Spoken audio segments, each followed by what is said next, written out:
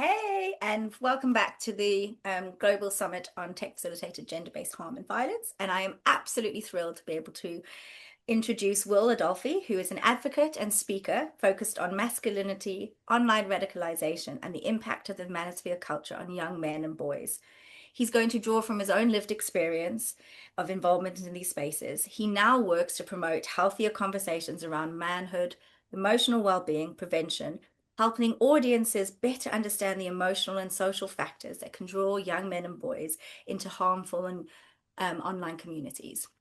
So I think, I'm thrilled to be having this conversation with you, and I'm certain that there are sisters and friends and mothers and fathers and brothers and more friends all up and down the country in the UK, but across the world, whom are seeing their loved ones disappearing into this online space and are quite desperate to understand how they start conversations around what is happening. They really want to understand why and what is so attractive about that space and what engages those young men and boys into that space. But also, I suppose the challenge for many is, how do I have a conversation when the messaging that comes from this space is that if anybody does talk to you about it, you need to respond in a certain way with a certain manner, and obviously that's fueled.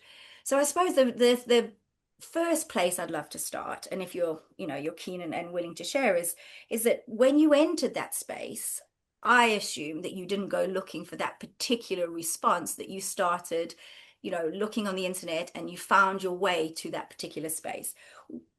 Where were you at that point, and what was the content or the community sort of engagement that felt so attractive to you, if you don't mind sharing, Will?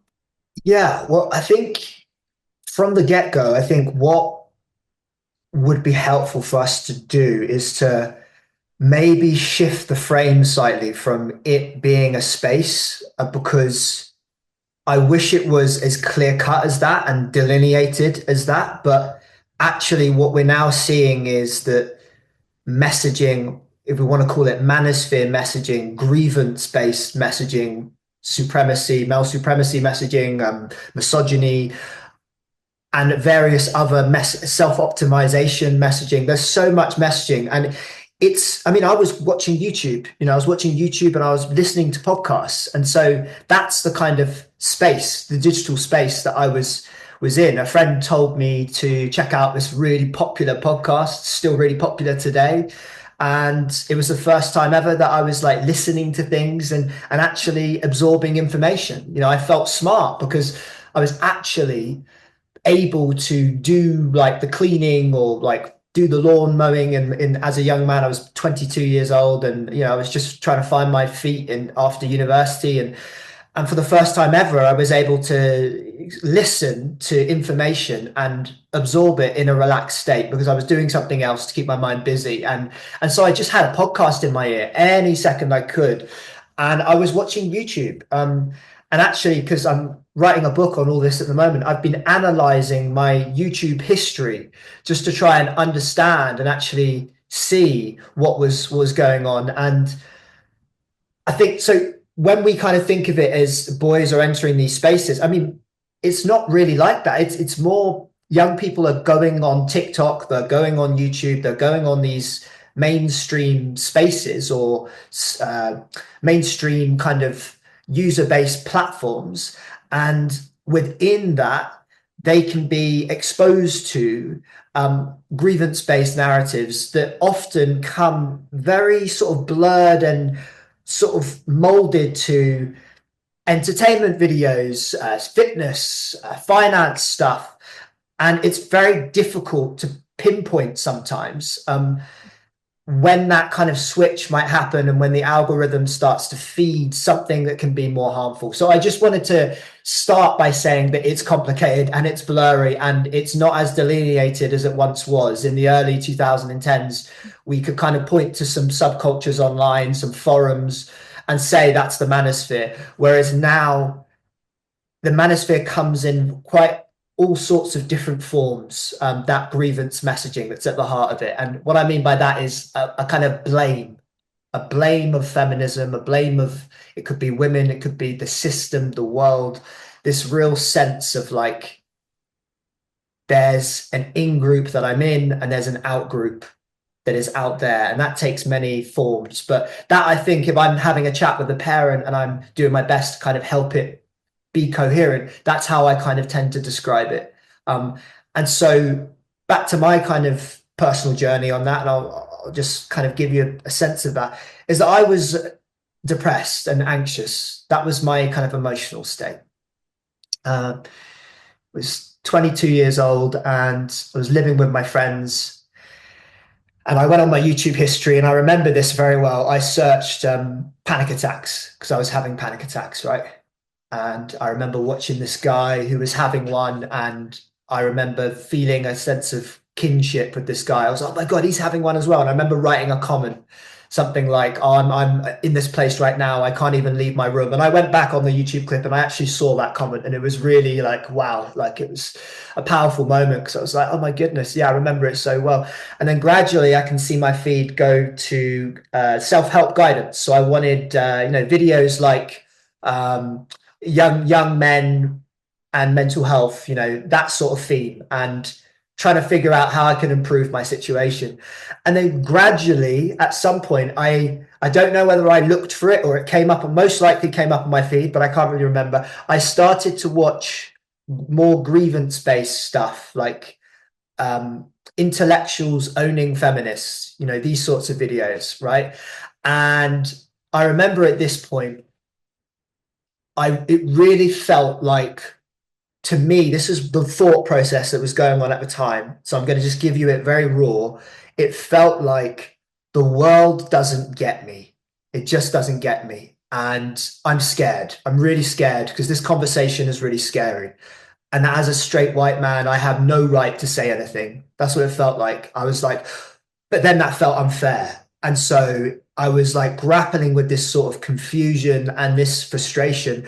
My initial response was to kind of hide and just not say anything. And I wasn't even, I have this awareness now because I've done a ton of therapy and trauma healing and all that sort of stuff. And it's been many years that I've gained perspective and I speak about it publicly. At the time, I had no language for this. I was just survival mode, trying to get through the day, and I have podcast in my ear every time because it was helping. Like that's kind of what it felt like.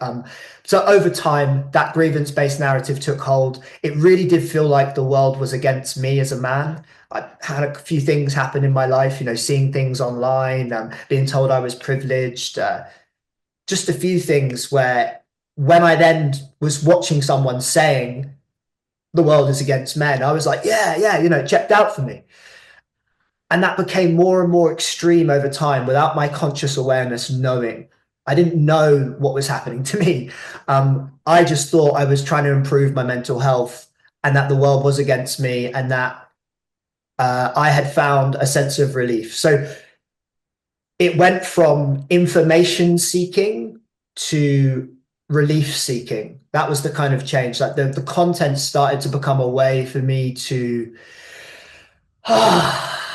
feel a sense of relief from a world that felt incredibly chaotic and very lonely. That's one thing I would say. Very lonely. At that time, very different now. I'm fortunate to have amazing relationships with my parents now. We've been on such a journey that, I'm sure we might get to some of it, breaking free, escaping. But at the time, I didn't open up to my parents. I wasn't opening up to them at all. I wasn't opening up to anyone. It didn't feel like an option. It just didn't feel like an option. So people often ask, why didn't you speak to anyone? It's like, because that thought didn't even enter my awareness. It didn't feel, and that's why it's really difficult to like understand what we've internalized, what this culture teaches us about how to be people, how to be women, how to be men.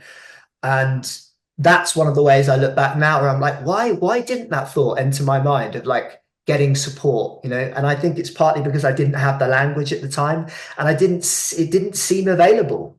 It didn't seem tangible. But what did seem tangible was the guidance I was getting.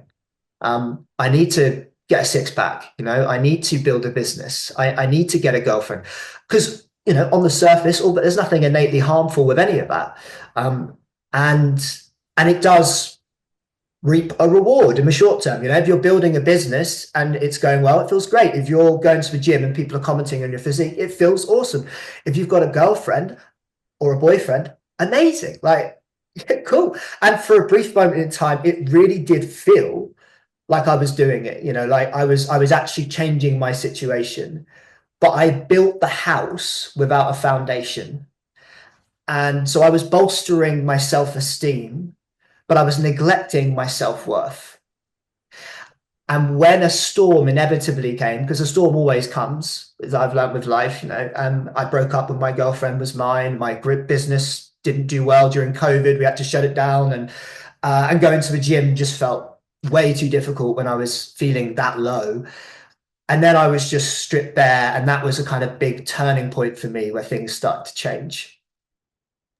Thank you. I mean, well, you've said so much in that, and I think I'm going to sort of harp on one of the first points that you made about, we talk about this manosphere quite clearly when we talk about prevention, and we think about what it is as a space Mm, that it's quite easy to avoid. It's only certain people that get pulled into it, but you've described so beautifully how your journey to it was actually one of, I need support and I need help, and I'm going to search for things that are legitimately what should give me that. And so for anybody sort of sitting and seeing their young man, their son or someone they love close by online, and they're saying, oh, I'm looking at this new fitness, person, and he's showing me how to make myself feel healthy, or I found information about how to consider managing my mental health better. I think the piece that we're not conceptualizing or grasping is that how many clicks it is for the algorithm to then start presenting this more harmful content, mm, and how mm, you mm, don't enter that content at the most extreme, you enter it at the subtlest moment. And mm. you've been so eloquent in describing, and I really appreciate that, how it has filled a need that you had that you couldn't even describe that you had. So in some ways you can see how the tone and the way in which these messages arrive in a young man's sort of life at the points in which they do, and the frequency in which they do, can all contribute to that piece. And that's really, really interesting. Thank you Yeah, so much, yeah, because I think that's where we get a little bit misunderstood. We think that, yeah, a young man or boy are going specifically out to look for it, but and as you explained, it was your friend that said, hey, listen to this person online, and you yeah. listen to it as a podcast, and all of that messaging is quite isolating. You're not doing it with another human being, so you have the discussion piece. It's about directing it at you. It's really, really interesting. Thank you so And I would much. just add to that as well, because it's not just algorithms, they play a role in this, of course, but emotional states and context really matter because one particular influencer became a father figure to me. Like I had a painting of them on my wall. It was just so great that this guy had all the answers and he understood me. He understood me and he was my guy, and and it felt just so amazing to have someone I could constantly go to. He's got the answers. He's got the answers. And I've even recently with my book of researching, chatting to my friends, what was going on at that time? What was I like? And they said that it was like you had found the answers. You really had. And I chat to mums who feel like they've lost boys to similar ecosystem and they say the same thing. It's like they're a part of a club that knows the truth and the other world doesn't. It's like the world doesn't. And that's what it felt like to me. And the manosphere ecosystem builds itself around kernels of truth. So we have to understand that there's very valid experiences that lots of boys and men like I was having that get exploited by this ecosystem and distorted and painted to the extremes. So the experiences themselves are where we need to help boys and men and just young people in general to learn how to process their emotions in a more healthier manner. I was processing my emotions through this content and through this parasocial attachment to an influencer. That was my way of managing it, but it wasn't healing. It was almost relief seeking, right? It was a way of getting relief, but the unresolved kind of trauma within me, this is my psychotherapist brain where I integrate this, that was still there, right? And but that really matters because I remember taking the book of my father figure and giving it to my brother and saying, hey, mate, you need to read this. And he read the first chapter and was like, I think he's a bit of a twat. Right. And then he gave it back to me. So what was it? We grew up in a similar household. Why did my brother look at that stuff and be like, oh, that's not. And then one thing else I will say is that doesn't mean my brother is off the hook of examining his own relationship. That doesn't mean he couldn't benefit from examining himself and going through a process of examination because it's bigger than the manosphere, what's going on and what's needed. When we talk about the man box, the collective socialization of boys and men, just in general, right? The rules that boys and men feel they need to follow in order to be real men, that's been going on for generations and generations and generations. And a lot of these ideas within that man box, particularly around men's view of women, men's view of themselves and their role in the world, are being intensified by the online world in a way that does feel unique and to this time that we're in. And I just think, yeah, that's really important for us to recognize that it's not necessarily the manosphere over here and we're over here. It's like, how do we have a conversation that's more broader than the manosphere is a big part of this, and how do we have a conversation just in general about how we expand our understanding collectively of what it means to be a man, and how we progress, because I think that's a big part of this as well. So I just wanted to drop that. No, I totally agree with you, and I think what we do have in a way is that we have a beautiful crafted space for women and girls to speak in now, and we Mm, fought tirelessly for years to yeah. create that in a way that feels comfortable to us. But in doing that, the same work hasn't happened by men for men, and that there Mm, are some groups of men whom are heard extensively, and many groups of men look to their father figures or their uncles or the generation before them and say, you were heard, but now I there is no space for me to be heard. Where do I fit? And I mm, think that's a we have to spend time, even more so now than ever with the emergence of AI and the threats that we consistently hear about traditional jobs moving. What does that mean for this group of people, and how do we ensure that they feel that they can create a space for them that suits them? I find that really, really interesting. I'm mm, going to jump slightly because I know we only have a little bit of time and hundreds of thousands of questions. Um, but I suppose one of the most interesting pieces for many would be what was your journey from leaving that space, and mm, what if you can define a moment, if there is one, which was your this isn't right, I need to move. And the reason why I'm asking that question is that many of the people who'll be listening today mm.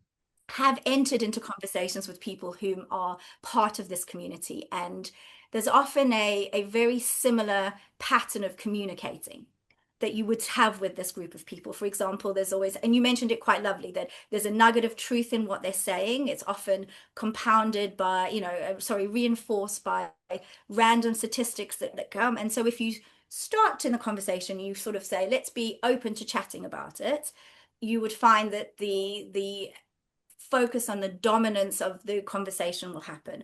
The speed in Yeah. which the person speaks to you, or Mhm. the erratic throwing in of statistics that come in from different spaces. So what you find is that you would give up on that conversation with the person that you cared for, and you'd walk away, and that person would potentially feel, empowered because they've won. And so there's two parts really. The first one would be, what was it for you that enabled you to Yeah. see differently and you to take that journey? And then do you Yeah. have any suggestion or advice about, is it worth trying to have conversations or not? Okay. You might have to remind me about the second one if I don't mention this. So I want to No. be succinct in what I'm saying. So before I get to that, one thing I just need to acknowledge as well, and I know that a lot of people might know this, a lot of people won't, but the manosphere it's not a community in the sense of a delineated space. There's no manosphere.com. And so I'm trying to help people understand that if we start to think of it more as a kind of grievance-based messaging, so messaging that is activating the nervous systems of many boys, which makes higher engagement online, and messaging that is interwoven with kind of like neoliberal self-help, discipline, all these things which aren't innately toxic. But when it starts to become grievance-based, and there's loads of ways that I mentioned before that it can be grievance, misogyny is a part of that. That is when it can start to become harmful, is what I mean. So when we talk about boys that are in these communities, they might be informal communities, but more often than not, they might just be developed an attachment to an influencer, a few influencers. They might just be online. It's like, have they absorbed this grievance-based messaging. So for me, it's more like boys that have absorbed and internalized this grievance-based messaging and might be kind of stuck in that space, not just digitally, but also socially, emotionally. And that's where I was, right? And so to me, what was the big kind of moment was ultimately, and I hate to say that this is the truth, my suffering overwhelmed my fear of change. So when I got to the point of suffering where I was so desperate that I realized that all this bolstering of my self-esteem, trying to get the muscles, trying to get the girlfriend, trying to get the job, when that didn't work and I was just back to square one, I felt even more worthless. I felt like a boy, because I am a boy in some ways, but I just didn't know how to be with that boy, right? Because I didn't have the tools, I didn't have the awareness, I hadn't been guided. So I was just left and I was on my own. And I had a moment where, I mean, there's a few moments, but the first moment was when I got sick and tired of being sick and tired. I had that moment where I was having a cigarette and I just broken up with my partner at the time. And I was just, every day was like a marathon. And it was just getting through the hour was tough enough. And I know people out there have been in spaces like that, and I work with people that are and now. And yeah, I just remember shouting, enough. I shouted at the voices in my head, right? Because I had always just felt like the voices in my head were calling the shots, right? They were just taking me around in circles. So that was a big moment where I started to realize, like, I can stand up to this, I can do something about this, but I have to go a different way. The old way isn't working. And so I just admitted I can't do this on my own. I need help. I need support. And I started to open up. It's like my heart broke, but it broke open. That's what I describe. So this sort of desperation. And in that space, a friend told me, it sounds like you need to go away and spend some time on your own. That was the first thing. He said it like that, and it really hit me. And I was like, I've never spent time on my own.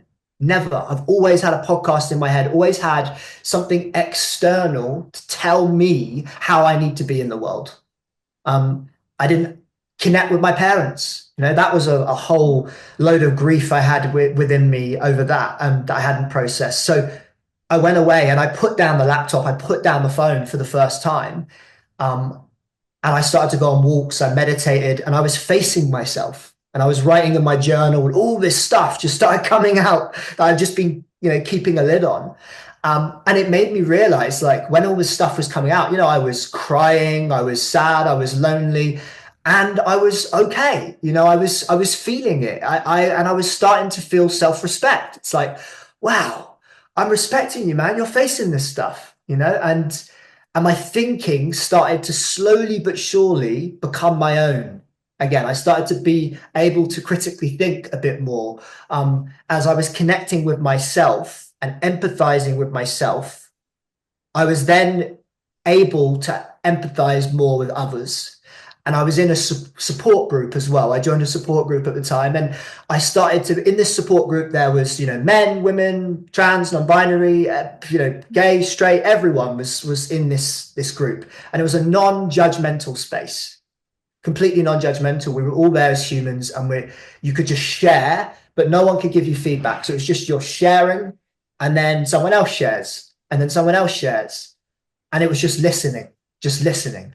And I can actually feel, yeah, I can really feel just how powerful that was now. It's just so grateful for that space, because it was the first time I actually felt like I belonged somewhere, and a belonging that was very different to the belonging I felt online, which almost felt like it was plastering the wounds, whereas this felt like it was actually getting to the wounds, and I was being seen and heard. And within the safety of that group, I remember one day a woman said, "I'm a card-carrying feminist," and I felt really terrified. I was like, oh, she's going to hate me. And afterwards, we had a chat in the park, and it was the first time ever that I was like having a conversation with someone who called themselves a feminist, properly, because I had friends, but we had never really had a proper conversation, and so the guards were down. I felt safe. I felt like I wasn't going to be judged. And I started to share, I watched this guy, and she goes, "Oh yeah, I agree with quite a bit of what he says, actually." I was like, "What?" She went, "I still think he's a misogynist, but I agree a lot with him." And I was like, hang on a sec, and it was just nuanced and it was messy. And I slowly but surely started to see, oh, the online world is so different to the actual world. And that fundamentally we all want the same thing. We all want to be seen, we all want to be heard. And I started to sort of the online world and its projections started to crumble very slowly but surely. It was a slow process. And I started to gain perspective. And I was like looking back and going, oh my goodness, I internalized that, I internalized this. And I started to look inward. Instead of pointing my finger outward at the world, which is what I had learned to do, I started to point inward and I started to examine myself and look at it. And then I learned about the man box. And I was like, oh wow. I was like, God, I've perpetuated that and I've been harmed by that. And I started to look at all the ways. And instead, my anger, instead of being angry at feminism, the more I learned about the man box and this rigid sense of masculinity, I started to get angry at that and that culture, And I was like, well, hang on a sec. Mhm. That cut me off from emotional closeness with my friends. It's made me like, and no disrespect to like wearing plain t-shirts, I love it. But like sometimes it's nice to wear some colorful shirts and things, but I feel scared to do that. I feel scared to wear nail polish on my thing. I'm just giving you some trivial ways that I started to notice that, God, it's cutting me off from expressing myself and being alive and being close and being intimate with other people. And so it just completely shifted. And then the final thing I'll say on that is I started to then be able to have empathy for men who were also caught up in that culture. And I started to have empathy for, other demographics that have been harmed by that culture. So all of a sudden I was like, it felt like out of this polarity and more in this kind of middle ground of like, oh, wow, now that I've processed a lot, not everything, of course, I'm a human, but done enough grief work and processing and trauma work to be able to kind of stabilize myself, balance my emotions, that all of a sudden the online world completely lost its allure. I was connecting with the world around me and I didn't need the online. Like someone asked me the other day in an interview, well, are you at risk of going back? And it's like, well, no, of course not. It's like running a 250-mile race and then going, right, I'm going to turn now and go all the way back and then pretend nothing happened. So that's what it would kind of, I don't know, there's a better analogy I could describe, but it's like, no, of course, because it's about healing. Like to me, at the heart of this is a crisis of connection. And if we can look to make people in general and boys and girls and men and everyone, if we could look to connect in more ways with ourselves, with others, to me, that's the huge antidote to what I think we're seeing. I think like that's the upstream and the downstream, the harms. I think if we focus on that, I do think it really will help a lot of the downstream effects and the harms that we see, because that's what helped me. Yeah, that's all I know. I am silenced with what you're saying because you've totally enabled me to see things differently, and I appreciate that, and I'm sure everyone listening too. But I think what you've mentioned about the crisis of connection hits home. Mm, And it's often in those moments where young men and boys are most disconnected, they'll mm, disappear into their bedrooms, and many parents will be like, oh, well, they're home, they are safe. Or you'll be thinking, it can't be so bad online, they're just looking at YouTube. But it's that crisis of connection. And that's really, really interesting because in a sense, what it's saying is that if we can enable discussion around what that connection looks and feels like and start talking there and not over about where you are at now, that could be a way forward. Whereas I yeah, think the prevention world that I exist within often thinks about, if we change the messaging, if we make messaging positive and we like double down on messaging, or we say more or say less or speak in a different way or have conversations at this pitch at this point, or if it's this mm, really influential person that's talking to this person, it'll make a difference. But from everything that you've said in all of that, and please do correct me, I would love it if you would, it's about that crisis in connection. And that once you connected with yourself and were able to discern that your views on the world were more valid than the views of the people that you were listening to, you were then able to carve out yeah. beautifully connected relationships with people whom you would may never have come in to meet before. And actually, they've all enhanced your life in a different way. Yeah. Yeah. And when I started to connect with myself, and connection involves going from externalizing our attention, which is what the world does, this kind of very capitalist environment that we're in, there's so much designed to pull our attention away externally, and there's so much noise, right? And so internalizing it, which by the way, if you've got unresolved trauma, I just want to validate how tricky and like difficult that can feel. And so yeah, I was shocked at how much support is actually out there. I didn't realize it was. I went down the 12-step route. So that community was a 12-step community, which was just, yeah, I mean, I found a meeting that just had, like I said, had everyone there and I was connecting. So yeah, a huge part of that. And what I will say to parents as well is that often they come to me and they say, how can I get my boy to open up? Because they sense like I need, if he's opening up. And this is how I frame it. So I just shift it and I go, okay, maybe we could shift it and ask, how can I show up in a way that invites that openness? Because boys, Mm, we don't have the language. A lot of boys don't have the language. I didn't have the language. I didn't know what open up was. So when someone said you've got to open up, straight away I used to do this. Like, what do you mean open up? It sounds like mhm, something I didn't want to do. I was like, that's just. But then when I was in that space and I was seeing people open up, mhm, I could not let the mask down because there was people dropping the mask down and it just called, like, it just invoked a sense of like, oh my God, I want to be a part, I can do this. And I'd let the mask down. And it was so scary, the loneliness that was there, the sadness. But I had to process that because grievance. A friend said to me the other day, a colleague, Boyson, he runs Mankind Project in the US, and he said to me, etymology wise, grievance, it almost like comes from this kind of inability to grieve, right? yeah. So it makes sense. Like pointing the finger out was my way of coping. And it didn't feel like there was any other options. So going into that space and having that connection, allowing myself to internalize my attention more, connect to myself, like you said, it was just completely life changing. And that is a huge part of my work now is ultimately helping parents and validating how tricky it is for parents right now in this environment, in this society, to feel like they have the knowledge because they're not really told what to do, what's going on online. For example, if we start thinking of online spaces as real spaces, you'll start to see. I was just chatting to a colleague, Dr. Catherine Nibbs, who's in incredible work, and she specializes in this. And she was telling me, like, we have to think of it like a shopping center. Like, if Roblox is the shopping center, oh, my boy's on Roblox, he's on Roblox. It's like, okay, yeah, but what game?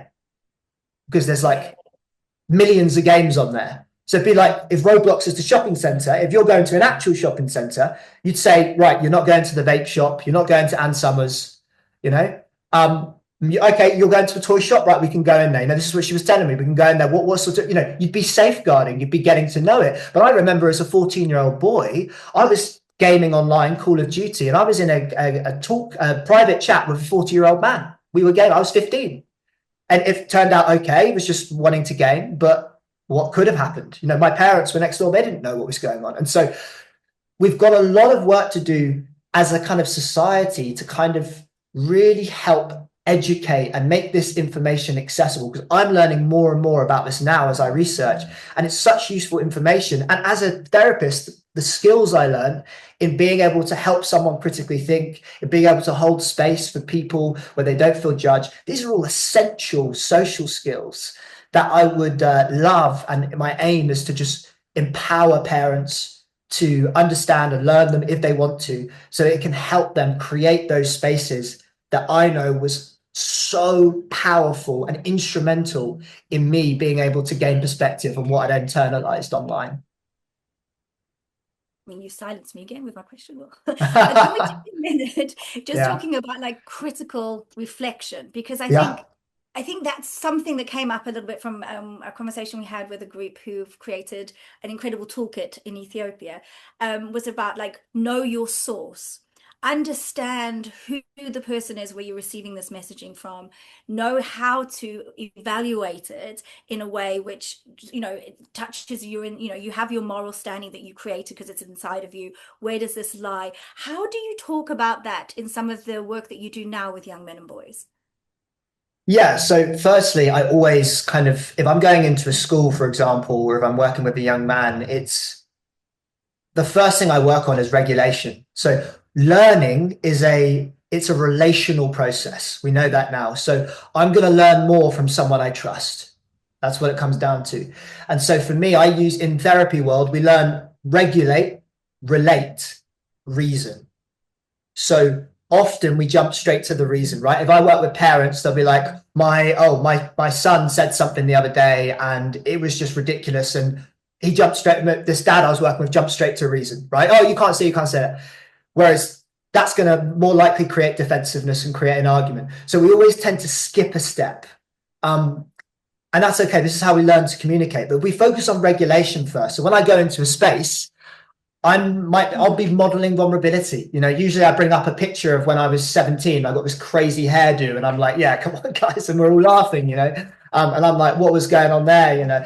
And we're working on just creating that safety. I'm not here to tell you off because a lot of boys, a lot of young people, they're expecting to be told off or like that. Maybe they've learned that their opinion isn't as valid as adults. There are many sort of stories that can be internalized. So if we focus on that regulation, then we can relate to each other. We can start to build a connection, right? And that to me happens when a boy feels like they can share and speak their mind without being judged. So if you've given me, even on an unconscious level, if you've given me some subtle signals, some like micro signals that you don't like who I'm watching online, or like I'm not going to be able to talk to you about that because you're going to, shut me down in a conversation, um, then I'm not going to tell you. Like I didn't want to speak to anyone about who I was watching. I barely spoke to anyone because whenever I mentioned the guy who I was watching, everyone was like, oh, like, and I was like, you're insulting my dad, literally. Like, it's like you're insulting my dad and you're not seeing the benefit I'm getting from it, but I'm not seeing the harm. Whereas you're more aware of the harm, I'm more aware of the benefit. But we're not bridging a gap because we're not having a conversation. We can learn from one another, right? So regulate, relate. That's really important, that connection. And that comes from showing up to the conversation without that urgency to like educate someone, but with a curiosity. I remember what it's like to be young, but I don't know what it's like to be young today. And there's a lot happening today. So I can learn from you. And as an adult, I have learned a few things. So I know I can help you as well. But it's that mutuality of like, right, I'm curious, I want to learn from you. And then when we have that connection, when there's that regulation, we can reason.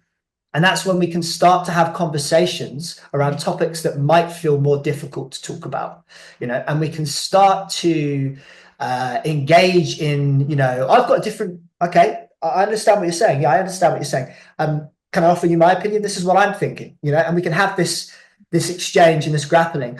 And one of the things I will say is so powerful in every school I go into, which is, what do you think? And then open a complete open space for a young person to share their thoughts and opinions. Rigid worldviews, they fester in isolation.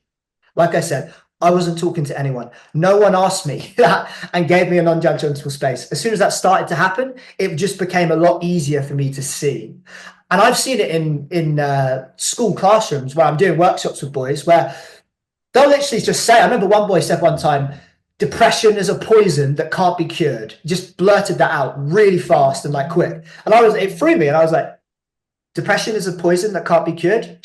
I shut up. Just held the space, looked at him, reflected that back. And he went, oh, no, maybe it can. And I was like, where did you hear that? And he went, oh, just online or, and then, yeah, maybe not. And then someone else said, no, I think it can because my auntie had depression and it opened up this dialogue. But just in reflecting back, I could see there was a bit of critical thinking happening over what this young person, over what he had absorbed. And so for me, holding those spaces, it's like we don't want to persuade someone to necessarily think the way we think, because what do I know? I mean, what do I know? I'm learning all the time. And, a year ago when I was talking about the Manosphere, I'm looking back and I'm going, oh, I wouldn't say that now, or maybe I've changed, Thinking always changes. So for me, the goal isn't to persuade someone to think the way I think. It's to hold a space for them to do the thinking themselves.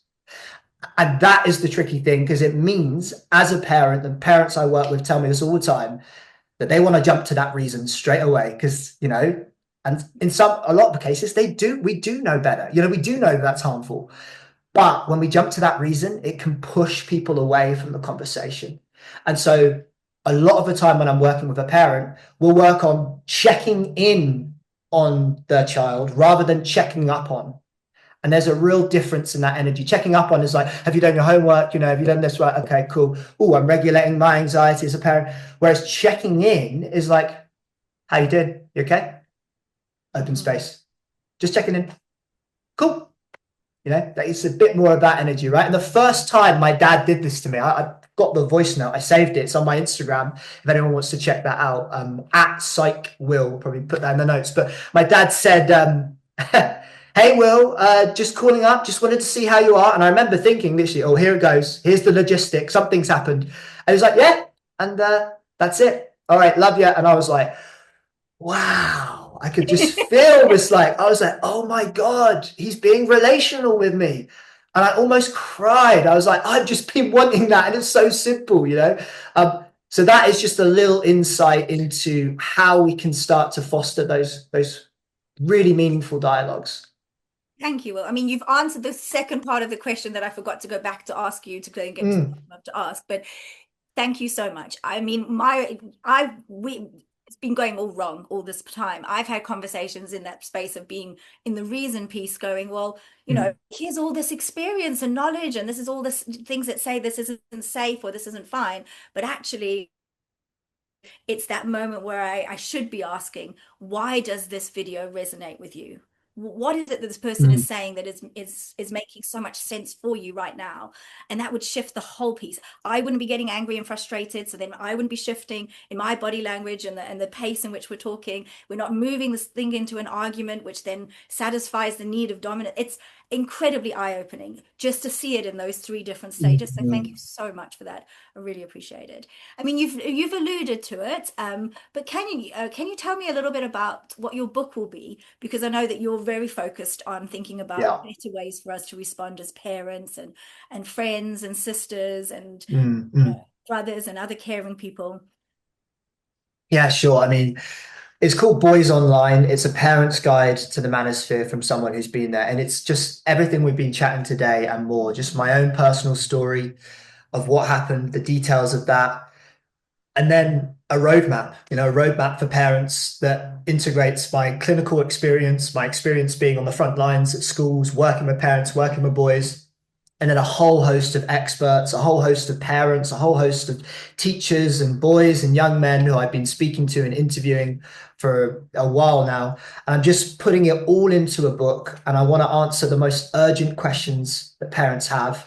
What is the manosphere? What are my boys watching? How do I speak to him about the manosphere? What do I do if he's gaming all the time? How do I know if he's been radicalized? All this stuff. I just want to give something that's a part of the solution, because a lot of what I've seen has raised awareness, but it hasn't provided much in the way of solutions. And I know so many parents who are just wondering, okay, I know there's a problem here. What do I do? What do I do? And that is the book. And I just felt compelled. I had to write it, given my personal experience, given the clinical experience I had. I was just like, right, I've got to write a book. And it's not easy writing a book, but I'm giving it my absolute all. And I'm really wanting to get that out as soon as possible. So it'll be out next year. Stay tuned. And you can follow me on Instagram, or you can check out my website if you do want to keep up to date. If you have found any of this of use, we can continue the conversation there. I mean, that's phenomenal. I know that that book would have been life-saving for many parents beforehand, of men who've been through this. And some of those men are still sitting, in their 40s, 50s, who are now Mm, still in this sort of belief space, and then struggling with those relationships in life and now sort of seeing it in a different way. I mm, suppose, in my years of working in prevention of gender-based harm and domestic and sexual violence, we've spoken about prevention, and that prevention has sort of it's followed a dotted line instead of a straight line. If there's funding and if there's the will, then there's definitely a focus on prevention, and that prevention sort of looks very differently at different moments. What gives you hope today around prevention on this issue, that perhaps didn't exist a few years ago? What gives me hope is that I've seen what happens to boys and men in my own personal life, but in myself, when the conditions are there that allow connection to happen, and a person is willing to step into what can feel like there is friction, like it is messy. We're humans, we're relational beings. It is messy stepping into a community or showing up, and it's messy, it's messy. And I've seen what happens when it's there and people can do that. And it's just, it gives me hope because I know that fundamentally we do all want to connect. I do believe that. I do think we're social beings and we really do want to connect. So I've seen it in schools. I've seen, we've had girls come up to us after talks and say, "Oh my God, wow, we really needed to hear that. Thank you so much." We've had boys. I've had boy come up to me, and open up to me. Many boys open up to me, say, "Wow, like I think I really want to do this. I really want to start opening up." Or, when you said this, I felt that. And I've been in rooms where I share my own story of a masculinity influencer. The boys are like putting their hand up, like, "Oh yeah, Andrew Tate said this. What do you think?" And we're having these discussions and we're connecting. And so that gives me hope. And at the same time, I am realistic. I know that there's a lot that needs to be done. And I just got back from Brazil. I was in the Men Care Summit with Equimundo and Women of the World, the WOW Foundation. And there was 400 people all over the world, all doing incredible work in gender-based violence, in men's care spaces, and men's health. And we were all coming together and we want to learn from one another. And I am hopeful. It takes time, of course it does, that when I have children, if I have, and I hope to have some one day, that they will grow up in a world that has way more awareness so that my son, if he ever hits a point where he is really struggling with his mental health, that thought of, I'm going to reach out, it's there, it's there. Final thing I just want to say is I just need to validate how difficult it can be to be a human today, whether you're a young person, whether you're a parent, particularly as parents. I think we ask a lot of parents, of teachers. Often I'll have parents come to me that say, "I need you to work my son." And very quickly, I'll make it clear to them and it will become clear that, they need support because they're going through a lot. They're juggling a lot. They've got a lot of anxieties, a lot of stress and all that. And one of the most powerful things I think that I've realized is that if parents can hold that space for themselves, because they might need to hold it for themselves first before they're holding it for other people. And so it starts with that self-empathy, checking in. That's how it did for me, checking in with myself, giving myself what I need. Um, that really, really helped me to be able to have capacity to start showing up in a way that was more empathetic for people. Because empathy is energy. It's an active thing. It's a skill. It requires energy of us, to really tune in to other people. And it's difficult. It's a messy journey, but it's the most worthwhile journey ever. I mean, every time I see a young person that drops the mask and like feels connected, or a parent, and yeah, it's just the best. So I just wanted to validate that before we ended. I mean, you can have said it more beautifully to end of the session. I think it's absolutely spot on, isn't it? In the sense that to help somebody else, you have to be okay-ish as well. And it goes that Yeah. piece about you need to keep filling up your cup before and passing so it can overflow onto other people. And you're right. I think, we do hold a lot as parents, a lot of responsibility, and carving out time is tough. And what this requires is uninterrupted time. Mm, Not big chunks of time, just small chunks uninterrupted. Put the phone down, put the notifications away, and allow yourself to ask that question and be ready for someone to talk to you, really. mm. That's really, really important. Thank you, Will, for today. You've shared so much and it has been so brilliant. I wish we could carry on chatting for hours. I can't wait for your book to come out and it'll be something that I know will be really, really well received and needed. Thank you. And thank you for the work that you're doing. I love the way that you have changed my mind and you've changed my language around the online harms and what men and boys are experiencing. And thank you. I appreciate it. Thanks for having me, Lindsay.